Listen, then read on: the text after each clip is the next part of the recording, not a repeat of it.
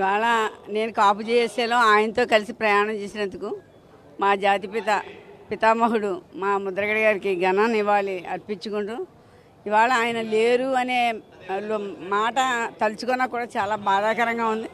ఎందుకంటే ఆయన లేరు అని మేము ఒప్పుకోము. ఎందుకంటే మాతోనే ఉంటారు. మేము జీవించినంత వరకు ఆయన మాతో జీవించే ఉంటారు.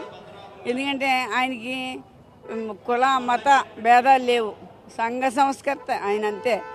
జాతికి అంకితం చేసి ఏదో చేయాలని చేశారు. కానీ మా జాతిలోనే నెటిజన్స్ కుర్రకారు వాళ్ళకి ఏమీ తెలియని పుకార్లు పుట్టించి ఆయన కొంచెం మనోధైర్యం కోల్పోయేలా చేశారు.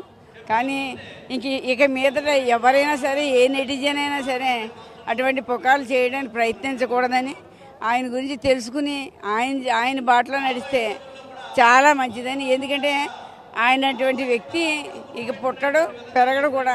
ఆ జాతి అందరి వాడని అంబేద్కర్ ఎలా అనిపించుకున్నారో అంతకన్నా గొప్ప వ్యక్తి. చెప్పాలంటే ఆయన మించిన వ్యక్తి ఇక మళ్ళీ చూడలేము మేము. కానీ మాతో ఉంటారని మేము ఆయన గణ్య వాళ్ళు అర్పిస్తూ దుర్గాబాయ్.